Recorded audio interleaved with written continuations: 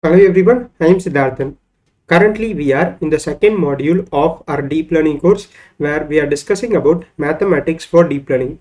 In this video, let's understand how we can perform vector operations such as scalar multiplication, element-wise multiplication, vector projection and cosine similarity in Python. So we have discussed about the conceptual aspects of all these vector operations in the previous video. Now let's understand how we can do this in Python. So for this we'll be using NumPy library. So I'm going to run this in my collab notebook. So we are importing NumPy as NP, and let's just write individual functions for all of these different vector operations. So for this scalar multiplication, which is basically taking a vector and multiplying each of those elements with a scalar value. So for that, maybe let's call this as scalar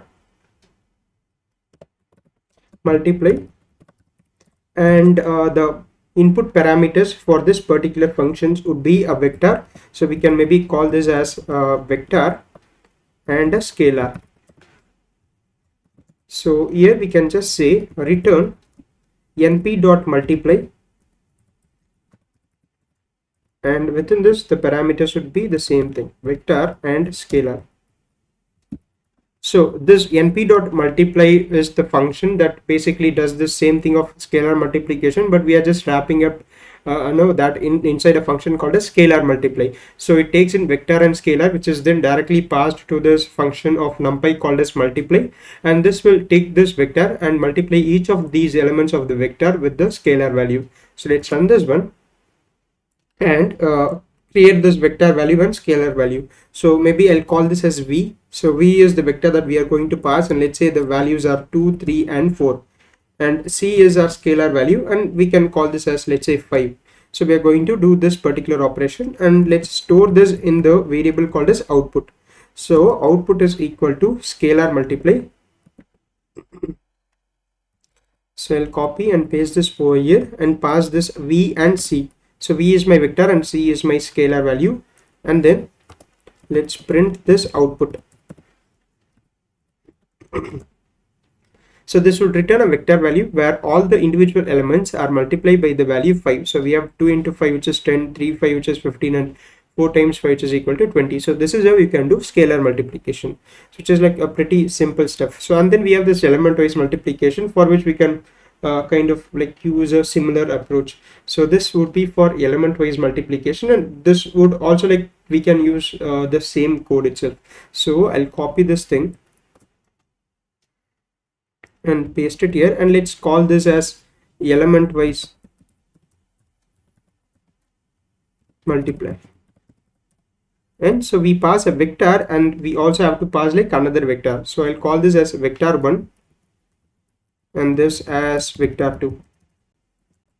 So we have already seen how we can do this element wise multiplication. The condition is that both should be of the same shape.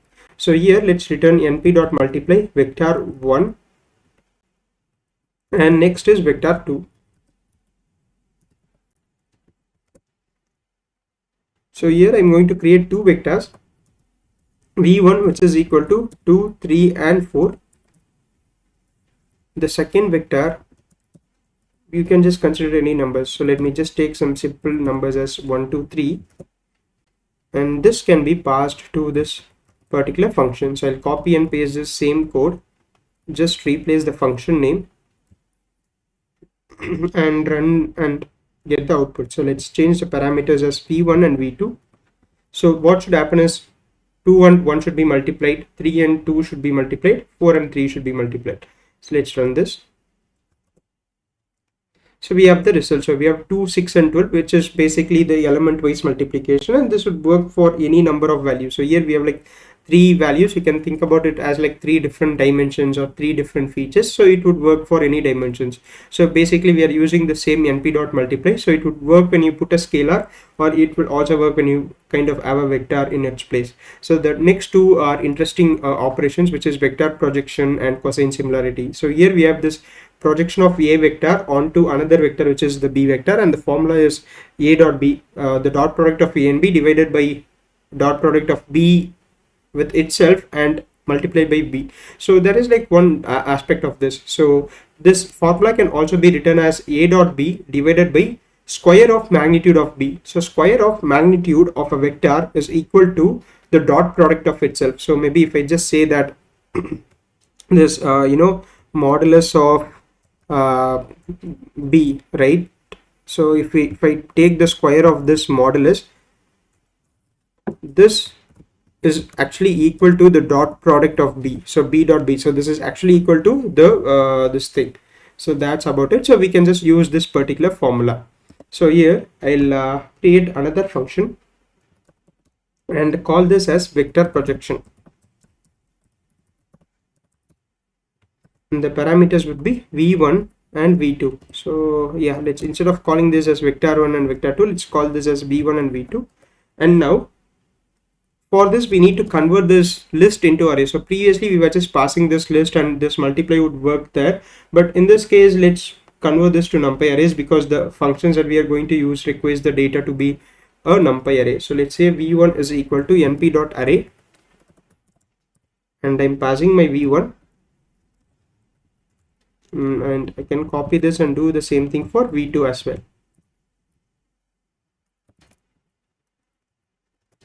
And create a variable called as projection, which is equal to np.dot v1 comma v2. So this is the numerator that we are seeing here, a dot b. So that's what we are seeing this as v1 and v2, or maybe I can take this as a and b itself, so that it kind of aligns with the formula.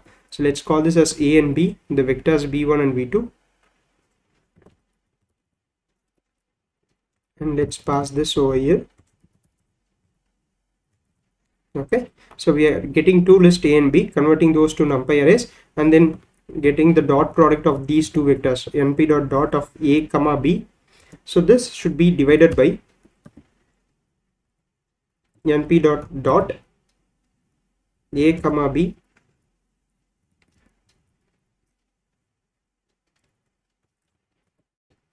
and this should be multiplied with v2, the vector 2, which is b. So let's put this b. So this is the same thing as a dot b divided by np.dot of, okay, this should be b comma b into b. So a dot b is given here, b dot b is given here, and the final multiplication with b vector is given here. So this is the formula, and finally we can return the projection. So here we are getting the projection of a onto the b vector. So that's why we can read this particular thing. The formula is over here, and I'll say return projection. So I'll create two vectors here. Let's call this as v1 and v2. So v1 is equal to 2 comma 3, and v2 is equal to 1 comma 1.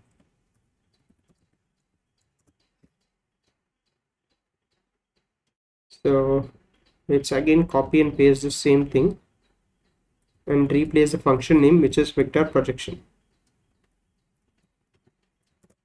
So let's see,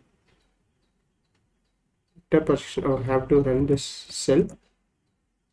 2.5, 2.5. So this is the same example that we have considered for the previous video. So this is how you can just implement this particular function within this projection. And we have also seen where exactly all those things of scalar multiplication, element wise multiplication, vector projection, and cosine similarity are used. So I hope you are clear about that. So the final aspect that we are going to discuss about is cosine similarity, which is used to find how similar two vectors are. So the value ranges between 0 and 1. If the value is 1 or closer to 1, that means the two vectors are like closer to each other, are basically similar, so they are like aligned in the same direction. If the value is like towards 0, a smaller number that's close to 0, that means they are not like that similar. So that's how you can interpret it. And the formula for this is cosine similarity of a comma b is equal to dot product of a and b divided by modulus of a into modulus of b, which is basically like the magnitude of a vector into magnitude of b vector, which we have already seen. So you can also call this as norm of a or and norm of b. So that's like another term for this, which is again the meaning for length of the vector. So that's what we call as norm. So here I'll create another function and call this as cosine similarity. And here I'm going to pass two vectors, and maybe let's call this as a and b as well. And then let's find the dot product first. So dot product is equal to, which is for this particular numerator. So let's say np dot a comma b, and then we need the norm of a and norm of b, which is this denominator. So I'll call this as norm of a, which is the magnitude of a, is equal to np dot in alg dot norm. So we have this numpy dot linear algebra dot norm of vector. So this function is written one of the 8 different matrix norms. So this would give us the norm that we are looking for, which is the magnitude of the vector. So from this np dot linear algebra thing, so I'm importing this norm function and I'm using this with vector a. Similarly, we can get the norm of b like this. Just replace with b, and then we can just multiply these two for denominator. So now we have a dot b, norm of a and norm of b. So now I'm going to say or create a variable called as similarity, which is equal to dot product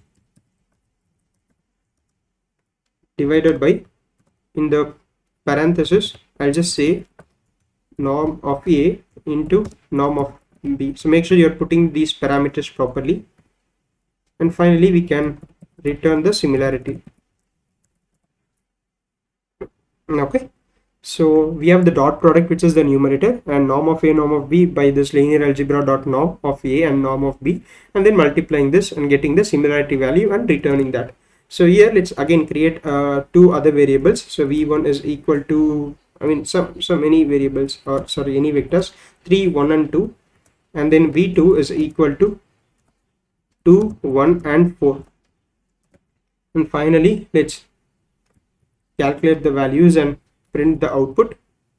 So this will be cosine similarity, and we have this output. So let's run this. So the output value is 0.87. That means like it's just closer to 1. So we can say that these two vectors are like pretty much similar. So this is how you can kind of understand this vector operations and implement this in Python. And this cosine similarity we have already discussed, right? So this is used in the case of recommendation systems, and even in the case of document question answering things. So we kind of convert the text into vectors. You have this query, so that is also converted into vectors, and we find the similar vectors for that. So this is like some of the applications. So I hope everyone is clear until this point, and that's it from my side for this particular video. In the next video, let's kind of start working with this matrix and other concepts that we are looking for. Okay, so let's see in the next upload. Thanks for watching.